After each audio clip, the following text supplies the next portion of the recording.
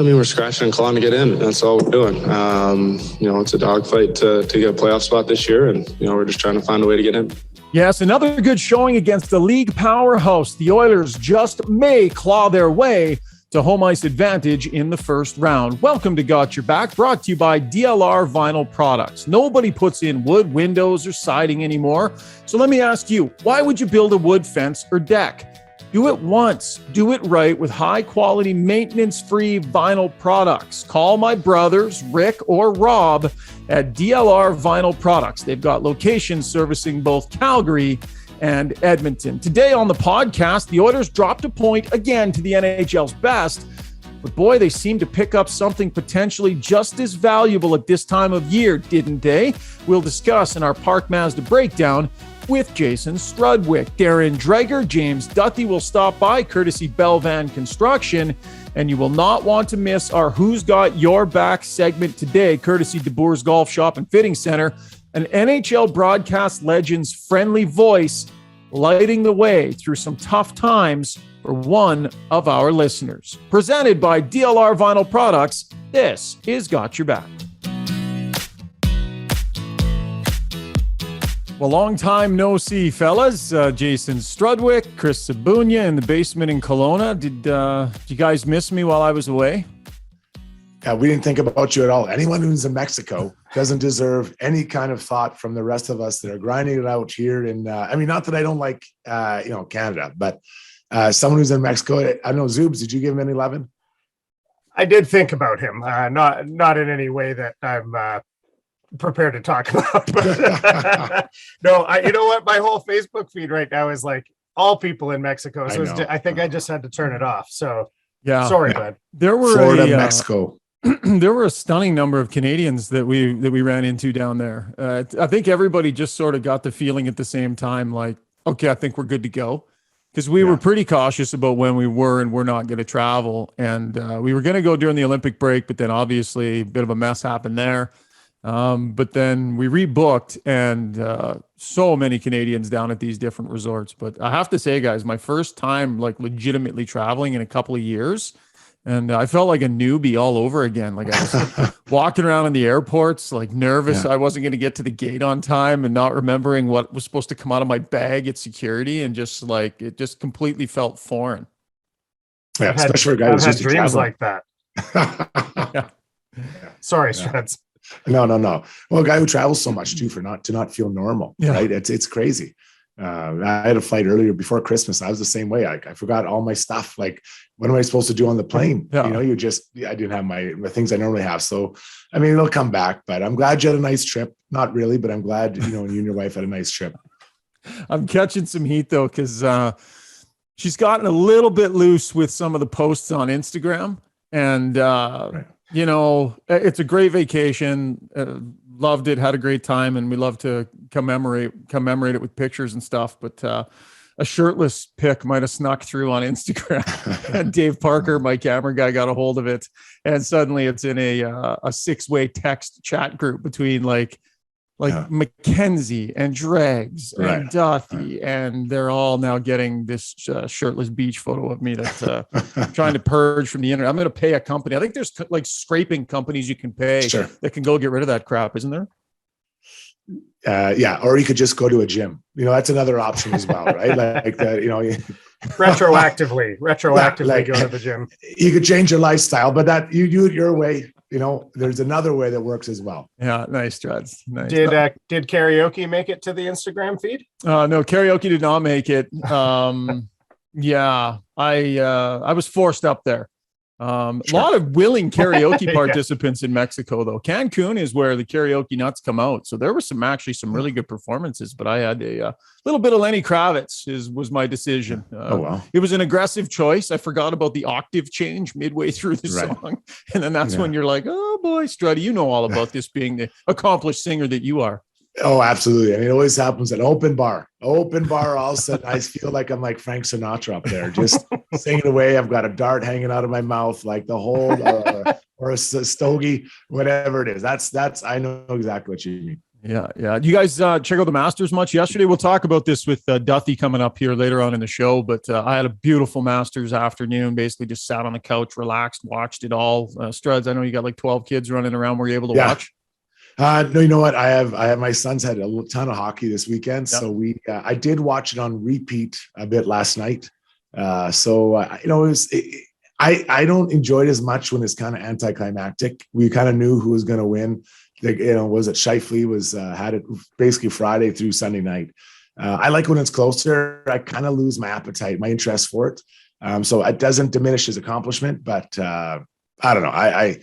When I see a guy winning by that many strokes, it's kind of Rory tried, but at the end of the day, it just wasn't close enough. Zuby, how about you? I'm sure I was in the car driving to and from Revelstoke. I was following along a little bit on the radio there. And then, I was kind of the same as Struds. I'm like, this seems like it's a done deal. I know it got close at one point in time. But I watched that shot that Rory hit on 18, which is like incredible. And it's kind of too bad that wasn't to, put it within one or something, make it really interesting.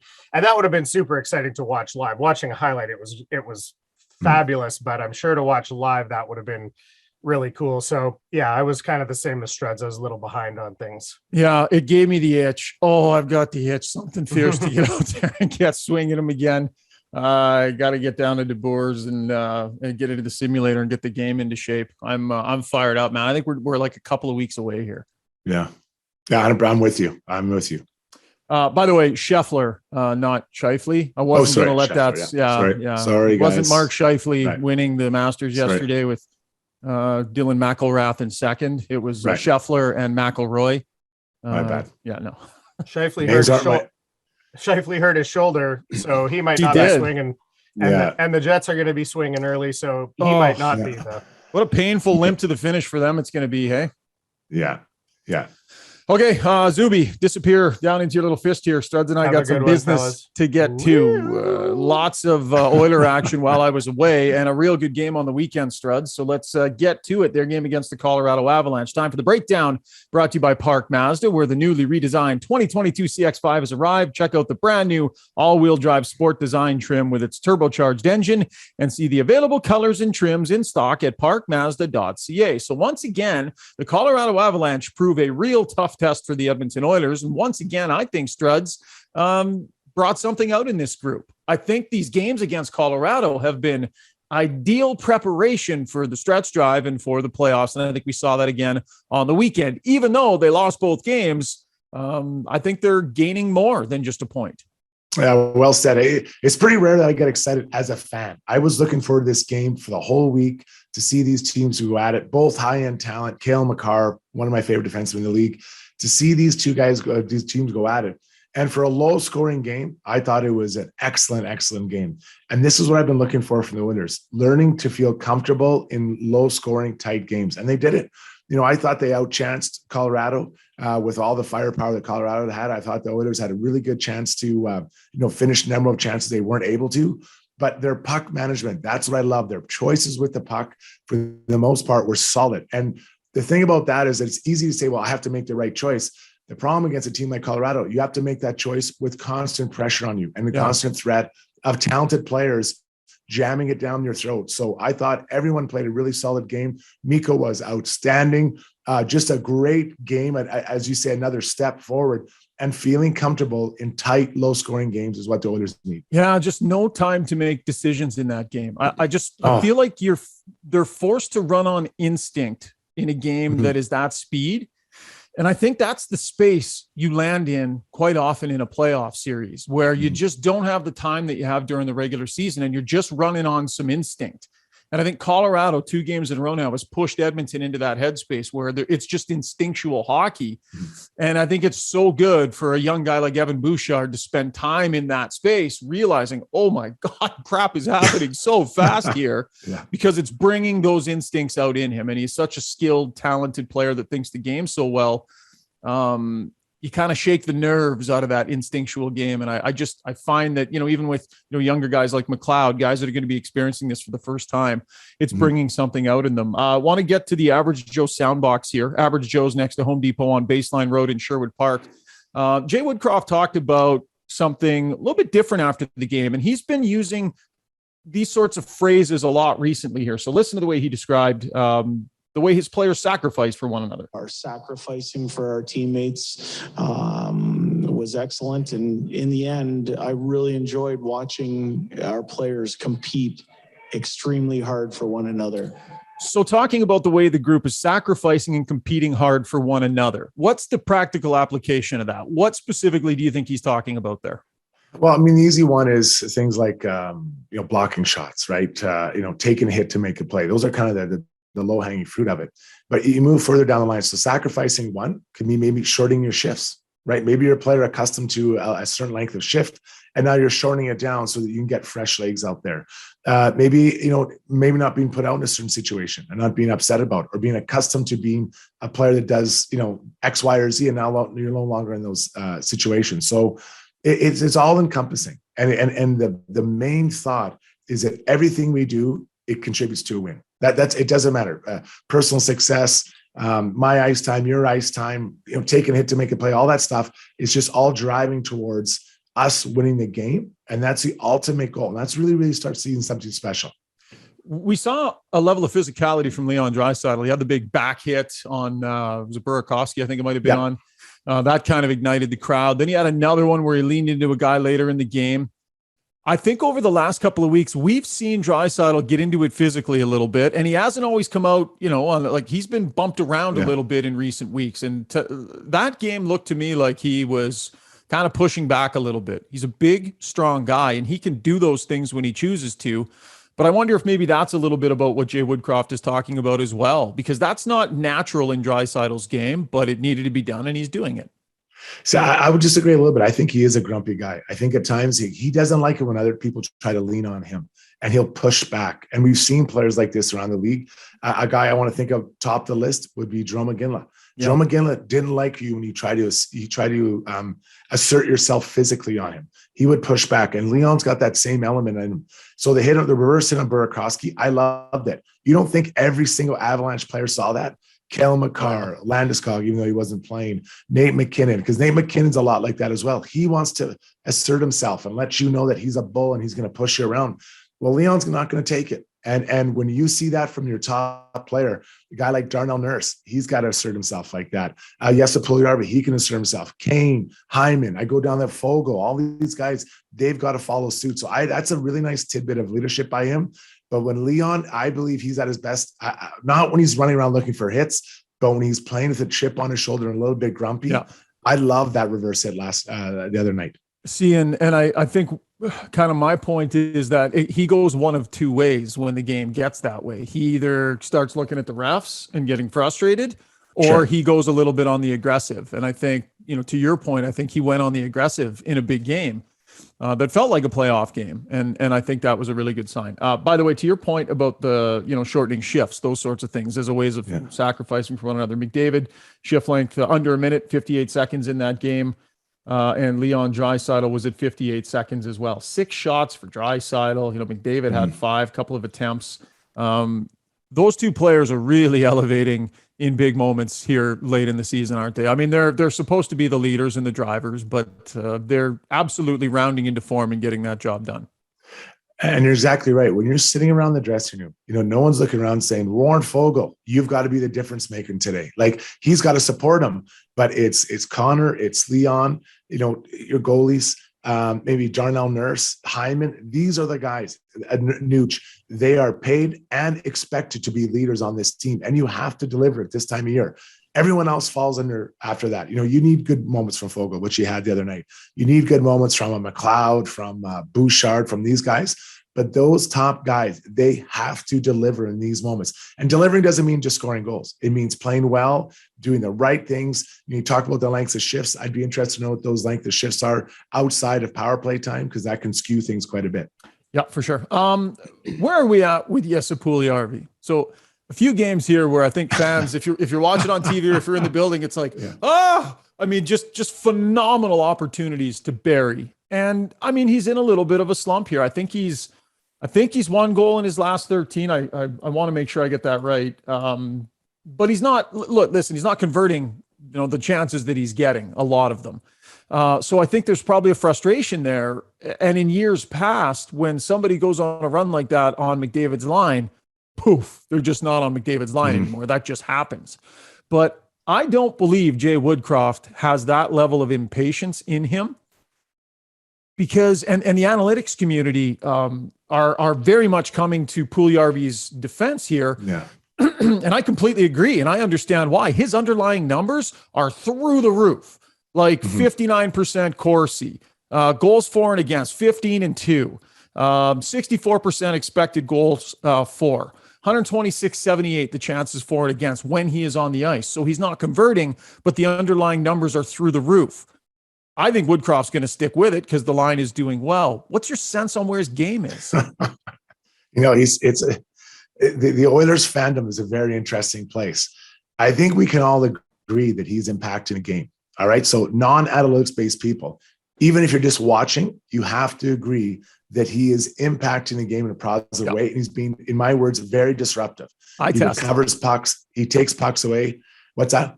Eye test. The eye test. Yeah. So let's group the eye test people. Yeah. Watching the games, you can see he's having an impact. But he's also getting into opportunities to score. He had 2 great chances, passes on the back door. Those have to be goals. Let's make no mistake about it. But they're not right now. I mean, they're just not. Goals. But on the other side, you have the numbers-based people who are screaming from the rooftops how good he's doing.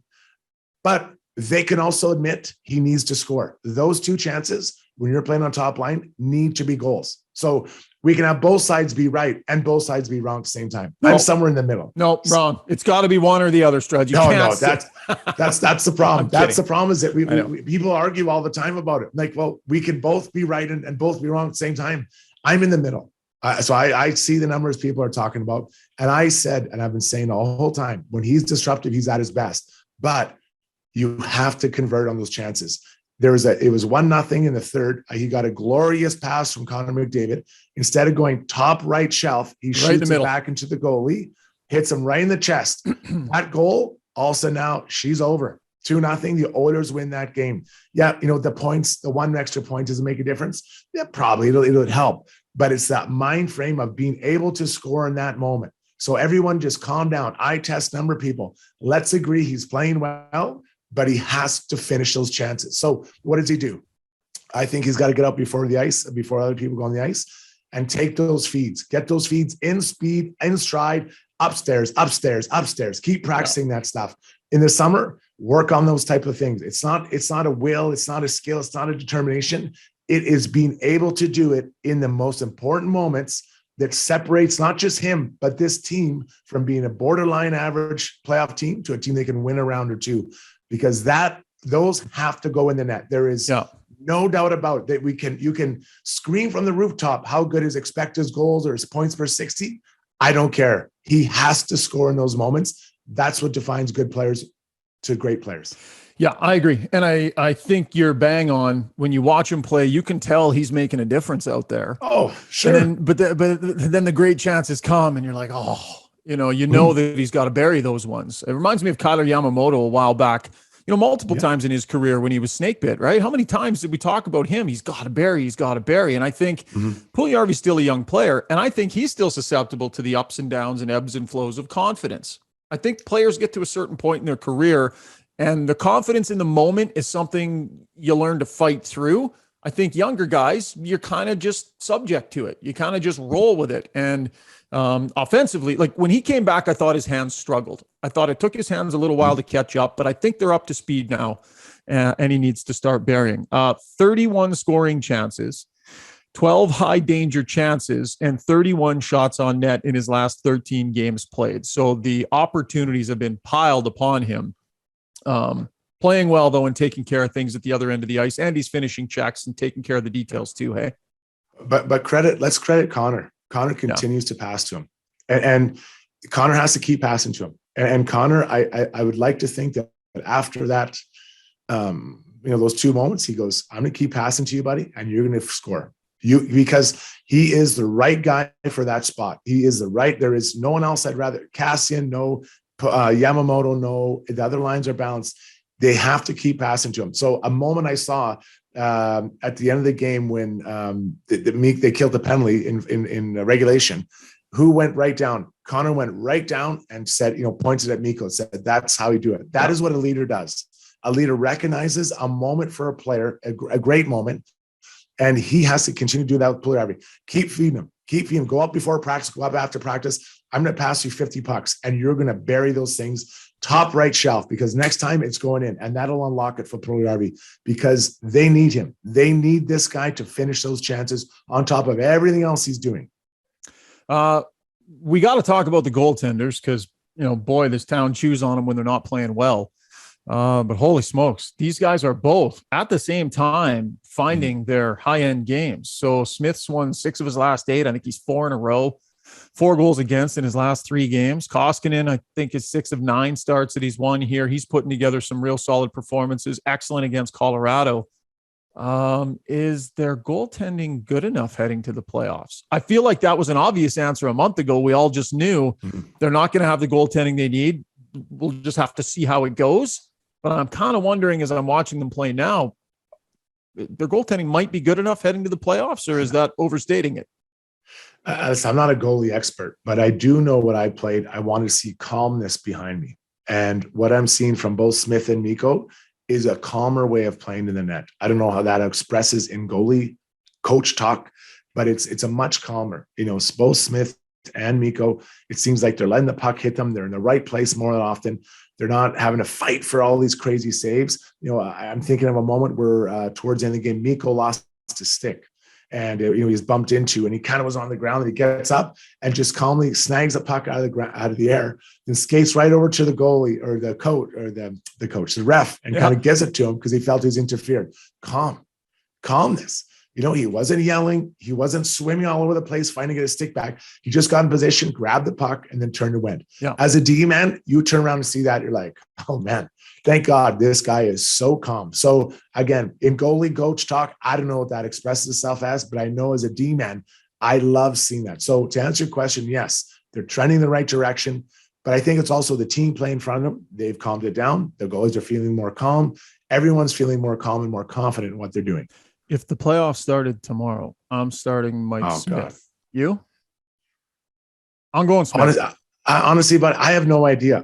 Under Tippett, I had a good sense of who or who should not be playing. Right now, I have this last week, I would have played every opposite the whole way. Yeah. So never mind what you think Woodcroft might do. What would you do?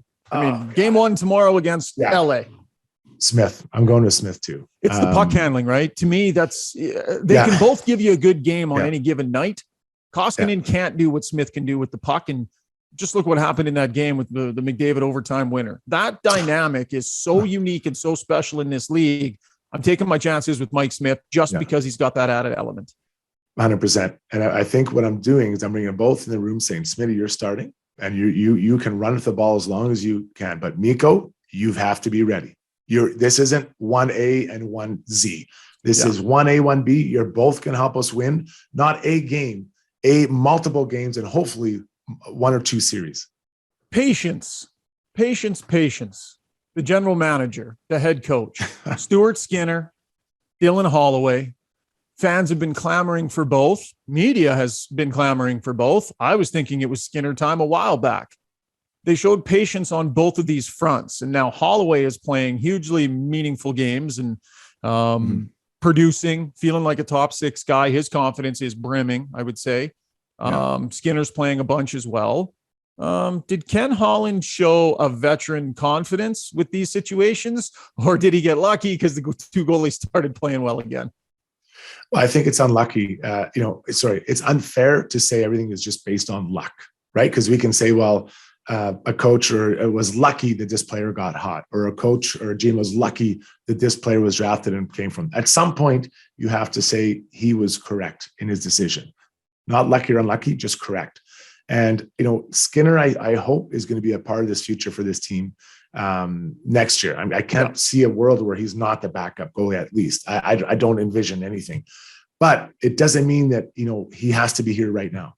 Same with Holloway. Holloway signing Kane, that would have been a tough one for Dylan Holloway to take that day, because that a lot of those same ice times are going to be used.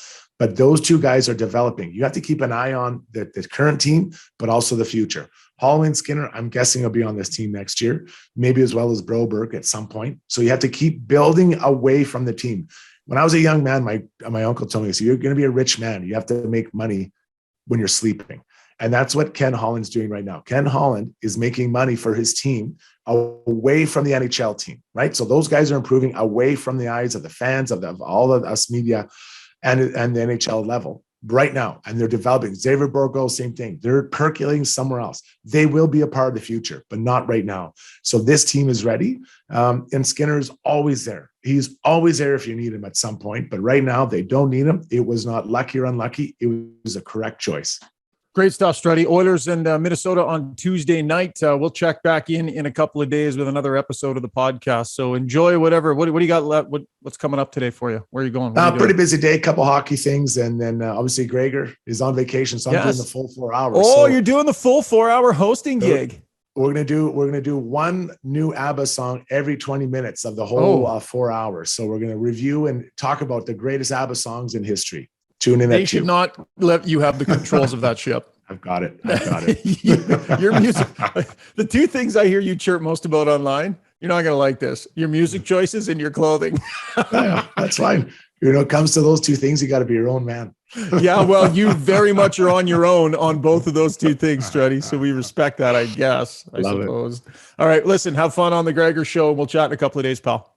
Sounds good, guys. All right, that was the breakdown brought to you by Park Mazda, your dealer for life in Sherwood Park off Y Road. Visit parkmazda.ca. Coming up next, going to check in with James Duthie, fresh off the Masters, and Darren Dreger for Belvan Construction. You're listening to Got Your Back, presented by DLR Vinyl Products.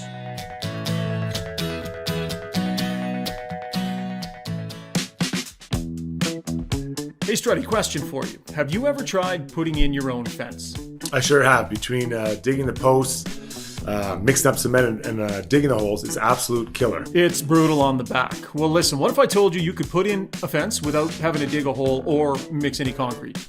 I'd be much more likely to come over and help you out. Yeah, well, you're not the first guy I would call, but thank you for that. Listen, my brother's company, DLR Vinyl Products, they've come up with a system where you can actually put high-quality vinyl fence in the ground without having to dig a hole, without having to mix any concrete. They can teach do-it-yourselfers how to do it, and they can also work with contractors who might be looking to start installing vinyl. It's super high-quality product. The great thing about it is that it has fantastic longevity. You put it in, you don't have to worry about staining or sanding or anything like that. I've been lucky enough, Struddy.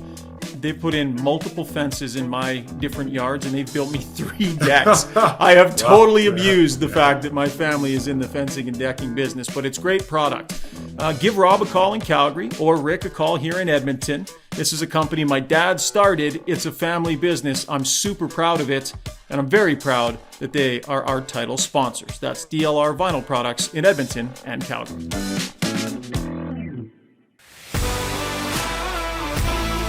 If you're a business owner looking for a general contractor to build or renovate your business, no matter how big or small, Belvan Construction should be your first call. Specializing in the design, planning, and construction of restaurants, office spaces, professional clinics, and retail spaces, Belvan can assist you from start to finish. Learn more by going to belvanconstruction.com.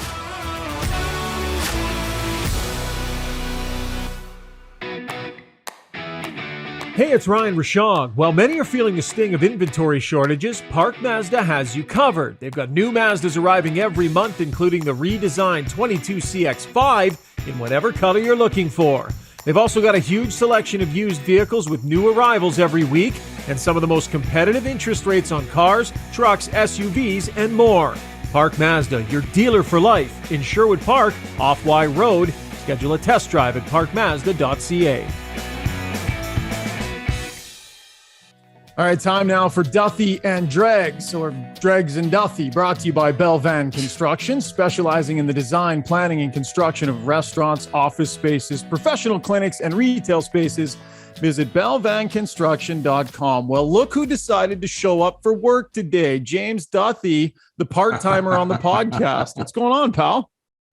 Are you still in Jay On Rights bits now that I never that I don't wear? Oh, is that? Let's see. I don't know how many hours of live TV did you do over the past 4 days, just by curiosity. Well, my concern is more the podcast attendance, and so far yours has been shoddy. Yeah. My concern is the viewers of sports in our nation. My first priority will always be to them, and your podcast second. But thank you for having me back. Well, and let me just defend James Duthie here. Like, I mean, the work that he did for TSN and the network across the board had global impact, aside from the regional updates you do on occasion when you do TV, Ryan, which apparently isn't very often. I don't know about global impact. Like, the Masters. It's a big deal. It's a big deal. James, of all the gigs that you do, is this the one that they're going to have to pry from your aging, withered hands at like age 79? Well, I think my loins are already aged and withered.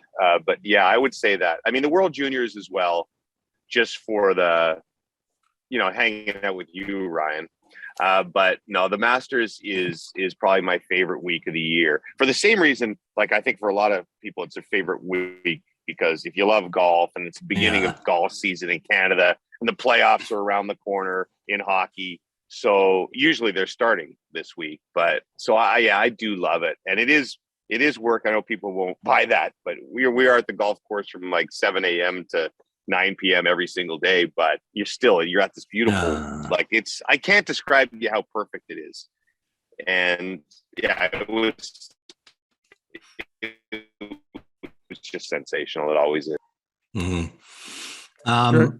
He's cutting in and out. That's fine. I'm going to take a second here. I'm cutting in and out. Yeah, you're good now. You're good now. We'll go with it. Do you want me to start again? You want me to start again? This podcast doesn't edit. We never edit on this podcast. You're going to be a pixelated mess. I was also bored with the first 4 seconds of your response. So let's. I do have a Masters tale though, quickly to tell. This is me bringing it into my world, which is the only world that matters on this podcast. Yeah, shocking. So a good buddy of mine, Derek Doyle, collectively, we're all in a majors pool, not just a Masters pool, right? So it's a cumulative thing. So your scores all count. So my buddy Derek is winning the pool because it's divided with every major. He was winning the pool because he had Scotty Scheffler and he had a couple of other guys that mattered. Scotty Scheffler 4-jacking on 18 cost him the pool. He lost the pool by one shot. he needed a bogey and Scheffler double bogeys 18 and it cost my buddy Derek Doyle about $400. Oh, that's painful. I was going to say that story was way worse than mine. I lost interest in 3 words, but it had a good ending, so you kind of salvage yourself that way. No, it's been fine. Content is fine today, and I'm the boss, so this is all staying in the program so far. James, where are you? Because you're on air for a little while before things really get going, but what's the rest of your day look like on Final Round Sunday when you put the microphone down, you don't have anything to shoot until after it's all over again? Where do you go? Where do you spend your time, and who did you follow? Yeah, that's a great question. And one of the worst things about the Masters for me is that it's an impossible event to cover live. You probably a lot of your listeners know this, but there's no cell phones on the golf course. If you get caught with a cell phone, you pull your in a heartbeat. Like security guards come running out of the woods and take you out.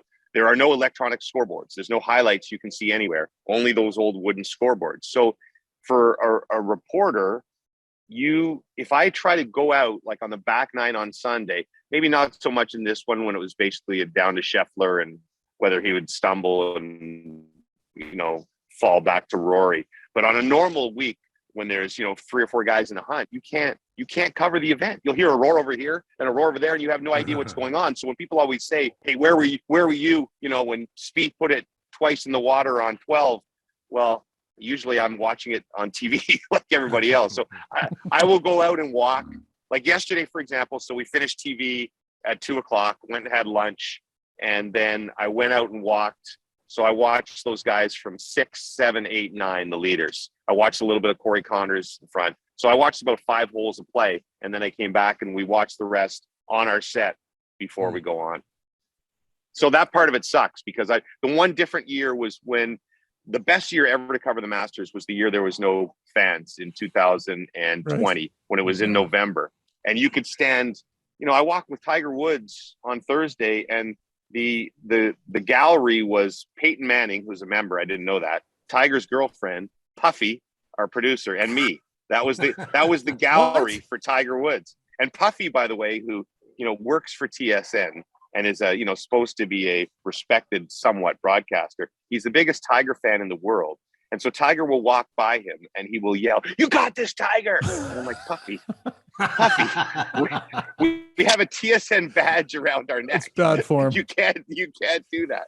But so anyway, that year we walked right with DJ until the end because he was up by 5 or something. But in the end, I'm usually, when somebody's putting on the green jacket, I'm usually watching it on television. Dregs, did you watch any of the practice before the final round yesterday? I was watching Tiger Woods, and that guy looked like he was in some serious pain. So just in the grand scheme of, I don't know, toughness, Tiger's up there, man. Like that, he was limping around that course for 4 days. I don't know about you guys. I was pretty impressed that he pushed through, and I don't think anyone doubted that he'd finish. But he looked like he was in some serious discomfort. I agree with that from our vantage point. And James, I'm sure, has inside information on that. I guess, no. I mean, is Tiger as beloved now or more so than he's ever been? And I mean, he's gone through some pretty sketchy and tumultuous times historically. But, watching him in the interview with Amanda in a couple of days where he made fun of himself talking about his 4-putt and the multiple 3-putts and all of that. Despite the physical pain, mentally, it feels like, and it seems like he is in as good a place as a human being as maybe he's ever been. So if he can get the physical side looked after, man, I still think there's a ton of good golf, great golf in Tiger Woods. Yeah, I think some hockey people probably roll their eyes at, the toughness of a golfer. But I mean, this dude almost lost his leg. And I do think he was in significant pain walking around that golf course. I thought the coolest thing, frankly, was exactly what you said, Dregs, is that when he walked off both on Saturday and Sunday and did those interviews, it was smiles and laughs after he went 78. Like the old Tiger would have walked off that golf course, not talked to a soul and been gone. And we were talking about this on the panel. I'm wondering now if this was a one event thing where he was just so happy to make it back that he's just kind of happy to be here. Because happy to be here is not Tiger Woods. So it'll be really interesting, at the Open Championship or whenever he plays next, the PGA or the US Open. Is he still going to be that way? Is he just happy to be out with the buddies playing now? Or will he start getting angry again when he doesn't have the results? Because let's face it, this could be it. This could be just a guy who doesn't compete again. Yeah. I mean, he's still got signs of his game, but there's so many great players out there now. We may never see him again really contend. He might. But we may never see that again, and maybe he's okay with that for a few more years. I don't know. I doubt it. Feels weird to count him out, though. Hey, like thinking about it, he'll never be in contention again. No, I kind of shake my head and think. And he said he wants to play in the big events.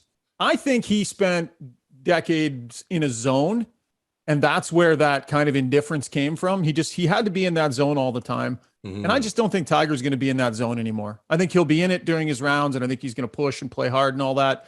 To me, he just seems like that zone is just gone or different now. And I love the Tiger Woods we're seeing right now. I mean, I miss that over all the years. It was like every once in a while, he'd give you a glimpse of a smile or something, and now we're seeing it regularly. I was just going to say if he'd have won, like I think some people truly believed after watching him on Thursday that he was going to win. If he would have won, not only would have been an amazing story, but what an indictment that would have been of every other player in that field. If a guy could almost lose his leg, be 46 years old, not play golf for 14 months, and then beat all of your asses, crazy. Like what would have that have said about everybody else? So, Anyway, it was fun to watch. How about Scheffler? What's with this? I mean, the start to his year, what has he won? 4 of his last 6 tournaments. Yeah. Like this is like really good goaltenders in the NHL win 4 out of 6 games. This guy's won 4 out of 6 tournaments, and in a 57-day span, that is an epic run. Yeah, but did you hear? And James, I'm sure you guys brought it up. Go back to his Texas Junior golf, right, where he won what? He played in like almost 100 events. and won 67% of every event that he teed up in. It's ridiculous. That's insane. You being heckled? What's going on back there? Jamie Rydell walking behind, trying to become famous by being on the Got Your Back podcast. But I'm probably talking. You know, you ever do airport hits? By the way, when you have your earbuds Always. in, and you're screaming, and you're talking. I'm screaming right now. We can see people looking at you. Like, who's that person? I don't know if you heard Scheffler in his news conference they do with the Green Jacket later, but he was an amazing quote. He said that in the morning he was bawling at the kitchen table with his wife, saying, "I'm not ready for this." Wow. And it's amazing to me that you watch him walk around that golf course, and he looked as calm and cool, like it was, Thursday at the John Deere Classic. And I think it's kind of a lesson for us with all athletes to remember that what we see is not necessarily a guy can look calm and cool and laid back, and you really have no idea what's going on in his head. And I just found that absolutely fascinating that guy who, went around and until 18 looked completely unflappable, and he was bawling and thinking he couldn't go out and do it. To me, that I just found that fascinating. So can I throw out the tweet of the weekend? And this comes from Chris Stevenson, our buddy in Ottawa. And James, I know you scour on social media because you just want all the positivity, right? You just need your ego stroked. I just searched myself. Yeah. Chris Stevenson talked about Cam Smith, and I think it was Friday, maybe Saturday morning. And he said, he tweets the screen grab, the picture of Cam Smith, and says, Masters in the front, waste management in the back. I saw that. Oh, that was awesome. A tweet of the tournament. I think Onright on his show put up, are they related between him and Joe Dirt? I think, it was. So the funny thing is in the gallery, I don't know if you ever caught it on TV, but we saw a bunch of them on the course. I must have seen 4 different guys doing the Cam Smith look. It's almost like the traveling yoggers that we used to see. So the full mullet shaved at the top, walking around like he's attracted this entire sort of like Joe Dirt culture to Augusta National, which by the way doesn't fit in whatsoever. No, I think it's time though. Now that if he'd have won this, the mullet might have stayed forever. It's got to come off. It's got to go now. He's got to take it down. And the greasy duster's got to come off. Oh yeah, they both got to go. Yeah. Okay, I don't know if you guys know this or not, but Austin Matthews played a couple of hockey games while the golf was happening over the last 4 days. Dregs, maybe just some perspective here. This team has bigger goals in mind, but these are not milestones that can go unacknowledged. And really impressive what Matthews has been able to do here, the clip that he's on. In the big picture, what do you think this means? Well, it means that right now, and I don't even know if it's fair to say arguably, he's the best Toronto Maple Leaf player ever. And that's saying a lot when you look at the history of the Toronto Maple Leafs. And if you're not a Maple Leafs fan, you'll have an issue with that statement. I just like the way that he is taking it in stride. And, this season, for whatever reason, maybe it's just maturity of Matthews and Marner and a few others, has been a coming out party, right? And in more ways than one, not just the goals. Who knows where he's going to end up with, as we record this, 10 games remaining for the Toronto Maple Leafs. Could he go north of 65? It's conceivable. But as much as that matters individually, what matters more is the work that he's put in the game to make the Toronto Maple Leafs a truly contending team. They've got some ghosts, they've got demons that they've got to exercise. But I honestly believe that matters more to him, the success of his team and how deep they go into the playoffs than 65, 70 goals this season. Yeah. I just think that he's established himself firmly as the 4th best player in the world, unquestionably behind Connor McDavid, Leon Draisaitl, and Zach Hyman. See, I know my audience. Don't say I don't know my audience. Well, okay. Well, where do you put him though? There's lots of talk about the Hart Trophy, and those are tough debates to just have off the cuff in the moment here. Right. But other players are having fantastic years. But if he keeps scoring at this clip to the end, I think it's hard to ignore. Yeah. And by the way, I do follow. I hate the people that argue about Draisaitl and McDavid. You can't win it because the other one's valuable. That's ludicrous. Yeah, I agree. It's just a ludicrous thing to say, and they're both worthy of all the praise they get. And I just think in this case with goals, look, I value goals above assists by, like, let's say another 30%, even though each goal is different and sometimes the assist is more important than the goal. But if you get 65 or something, and the next guy's at 52, I just think it's too special a year to ignore, probably in the heart. Good stuff. Well, guys, we spent a lot of time on golf today, but we'll dive in more on Matthews and the Leafs and the rest of the league here in a couple of days. So, James, thanks for checking in from the airport. Dregs, good to see you. By the way, we still haven't settled on a name of this segment. So we're definitely open to suggestions. I was thinking of one. You guys can sort of give me your thoughts here. I want it to be creative. So Ryan Rishaug. That's a first. Yeah, Ryan Rishaug, Duthie, Dreger. I'm thinking R2D2. No. God. No. No. Out of hand rejection here, or like absolutely not? No. Is it sponsored? Of course it is. Our good friends at Belvan Construction. It's actually not bad. Like, I hate the nickname. Like, when people try to give lines nicknames, and it's always they just use the initials, and I think that's like the lamest thing in the world. It has to be organic. But for a geek like you, and I know you are a geek and like a little Star Warsy type of geek, I mean, it's kind of cute. I think it's kind of cute. I'll give you that. Well, here's what I'm going to do. Yeah, we should have thrown you in the penalty box for this week, James. We've let him off the mat, and that's a faux pas on our part. Who tweets and does a podcast and does all the social media from a beach in Mexico like Rishaug did? I mean, if I'm Randy, I'm like, okay, bud, you owe me another week, or I'm going with somebody else for another week. That's what I wasn't going to bring up this, but now that you've opened the can of worms, Dregs, the part that got me, and you don't know this, Dregs, but all week long we played off of it, was his one post where he was on the beach in Mexico or whatever, and his 3 words were, "So needed this." And so we laughed so hard at the Masters house that we started sending him pics all week long of us in various positions saying, "So needed this."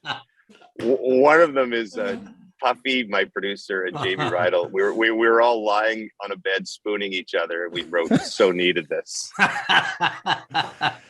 Well, since you brought that up, I now get to publish that. So coming to my Twitter feed later today. Right. You open the door to that, pal. If you want to use that to chirp me, that is public domain. Dregs, am I good? Agreed. Whose podcast is this, by the way? It's the podcast that belongs to me, and you will never get me to do push-ups.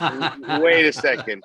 I think you can post it. There has to be scale here. You can post it on the podcast. Okay. Because like if you post it on Twitter, that's the world. On this podcast, there's like 3 or 4 people watching, so that's no problem. What you don't know, James, is that everyone's looking at that picture right now, because in post-production, Basement Chris has laid that in over everything you've just said. So there you are. Damn it.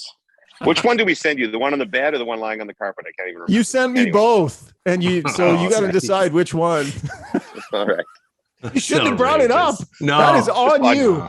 This podcast is over now. All right, get out of here, guys. We'll talk to you later on this week. That was R2D2. R2D2 brought to you by... Nah, I don't think that's going to work. Either way, brought to you by Belvan Construction. Guys, thanks. We'll talk to you in a couple of days. Lots more coming up here on the podcast. This is Got Your Back, presented by DLR Vinyl Products.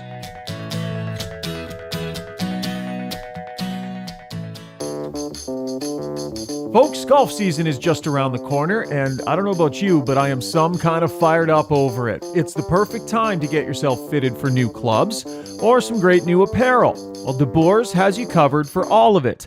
Their facility is first class with amazing TrackMan technology in their simulators and top-of-the-field fitting specialists. You can order now for spring delivery, and they've also got a bunch of new 22 apparel for you to go check out. It's a fantastic group down there at DeBoers. The shop has a great positive feel.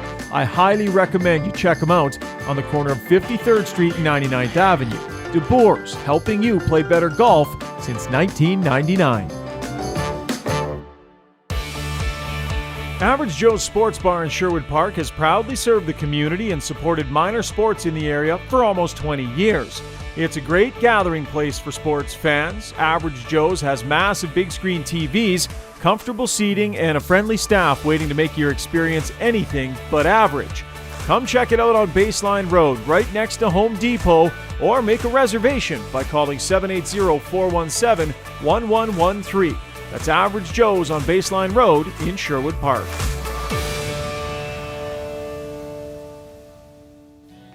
All right, time now for Who's Got Your Back, brought to you by DeBoer's Golf Shop and Fitting Center, helping you play better golf, your local golf shop for the last 23 years. Golf season just around the corner. Can't wait to get down to DeBoer's this week. Going to spend a little bit of time in the simulator, see if I can't get that mess of a putter sorted out.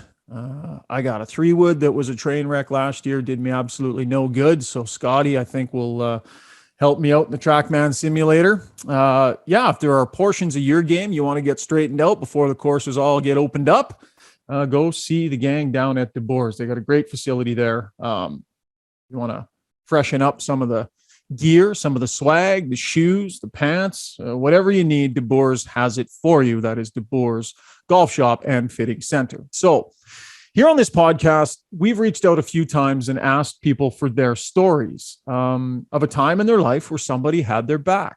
And I wasn't really sure what to expect when we put these calls out there, how much people would be willing to share. And I have to say, we have been just blown away with some of the content that people have been willing to share with us. And we've had so much fun reading emails, having guests on, telling their Who's Got Your Back story. And listen, some of it has been fun and light and hilarious and awesome, but some of it definitely comes with some weight to it as well. Because a lot of these stories are about a time in someone's life where they were really down and out and where they really needed help. But we're not going to let that kind of content scare us off. We want those stories as well. Sometimes on this podcast, we're going to tell those heavier stories. And so that's where we're going to go today. We got an email to our Average Joe's inbox from a listener who wishes to remain anonymous. And of course, we're going to respect that. And he told us about some very difficult things, that they went through in their childhood, but also described to us how a friendly voice on the radio got them through some of the worst of it. And that friendly voice was none other than the legend, Rod Phillips. So one of the things that the emailer said was that they'd never had a chance to meet Rod or talk to Rod or thank Rod for him being there all those years during those tough times. So we took the opportunity to touch base with Rod and to share the story with the man himself. It was so great to catch up with this always friendly face and familiar friendly voice. So today, Who's Got Your Back? We present an email to Hall of Famer Rod Phillips. There he is, a familiar face, Rod Phillips, NHL play-by-play legend. How are you, my friend? It's great to see you. I'm doing very well. Yes, indeedy. But getting a little anxious for some warmer weather. Oh, yeah. Yeah, a lot of us are. I think it's kind of getting to be that time of year where the grind is real. We're a few months deep into this, but it's around the corner. Hey, like another 4 or 5 weeks. So listen, Rod, we were asking people to send us a story about a time in their life where somebody had their back. And man, we were blown away by the submissions that we got. And we had one that came in that was specific to you. Here's the story. And again, this person has asked to remain anonymous. Hey, Ryan, enjoy you on 1260. Thank you very much. I grew up in quite an abusive home. I never knew when it was coming. My escape was getting under my covers with my AM radio and listening to Rod Phillips paint a picture for me as he called games in the WHA. What a safe 3 hours that was. Way back when I was a kid, I looked forward to his games all day. The guy is a legend. I never met the man, but would certainly like to. Please thank him for me. And that is from Anonymous. Oh, wow. Well, that is just heartwarming. And at the same time, a little humbling, but that's very kind, very kind. Rod, what were your interactions like with fans over the years? And you must have had many, many of them, but there's a special relationship between, Oiler fans and their play-by-play guy, and you were that guy for a really long time. Yes, I mean, people knew who I was because I had also worked in television at the start of my career in Edmonton. But I had a lot of fun with people and tried to be, do if they wanted to sign an autograph or get a selfie or something like that. I did a lot of that kind of stuff, and it certainly didn't bother me. I actually really kind of enjoyed it. So I got to ask you, since I've got you, do you still watch the games? And if so, what do you make of this year's group? I think we've got a pretty good hockey team. They've had some peaks and valleys, but I think they're going to hang in there, and hopefully they will get a little bit better as time goes on. And I really like the coach. I like the way he's been handling things, and we just have to get good enough to beat Calgary. I think there are a lot of Oiler fans out there that agree with you. They are some kind of good this year, though. Hey, that is a tough team. Daryl Sutter's got them rolling. Yeah, Daryl's done a great job in Calgary, and but there's still a long ways to go, and we still have Connor and Leon. Yes, the Oilers certainly do. Well, listen, Rod. I want to say that Jack Michaels is a great friend of mine, and we love the job that Jack is doing. I'm a huge fan of our friend down the dial on the radio there. With that said, we miss you, Rod. We love you and we miss you, and it's great to see your face. And thanks for taking some time. And just know that you inspired a lot of people, as was evidenced by this email we got today. Well, thank you so much, Ryan. I appreciate it. And just keep on going, babe. And a huge thank you to Rod Phillips for taking some time with us. It's so great to see Rod and to hear his voice, and so much fun to catch up with him. He helped us out with some funny promo videos and stuff as the podcast was getting launched. So I've had a chance to spend a bit of time on Zoom calls with Rod lately, and that laugh is exactly the same as it always was. It was so nice to catch up with the Hall of Famer. And a huge thank you to Anonymous for sharing that really difficult story, but meaningful story with us. I think a lot of us had a friendly voice on the radio over the years that got us through some really tough times. And I think Rod Phillips was probably that person for a lot of different people. And a reminder that we want to hear your story. Send them to our Average Joe's inbox, gybpod@gmail.com. That's gybpod@gmail.com. And you could be part of Who's Got Your Back, brought to you by DeBoer's Golf Shop and Fitting Center. We love this segment, and we love the fact that you have a chance to be involved in it. So please send us your stories, because we love reading them on the air.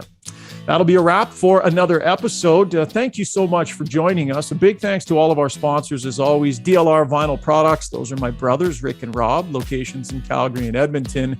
Park Mazda, my good friends, Mitch and the gang out here in Sherwood Park. Just great customer service. They have Belvan Construction. If you have some commercial construction you need done or renovations, give Les and the group a call over at Belvan. And of course, DeBoer's Golf Shop and Fitting Center. We're all getting fired up for golf season. An Average Joe's Sports Bar in Sherwood Park. As you're rolling in on Baseline Road, you can see it just off to the left, right next to Home Depot. It's a great spot for game nights, watching the games. It's a great gathering place and watering hole for the folks in Edmonton and area. So thanks so much for downloading and spending a little bit of time with us. We continue to have a blast. We're going to keep it going. We'll try and drop another podcast here in a couple of days. This has been Got Your Back, presented by DLR Vinyl Products. Have an awesome day.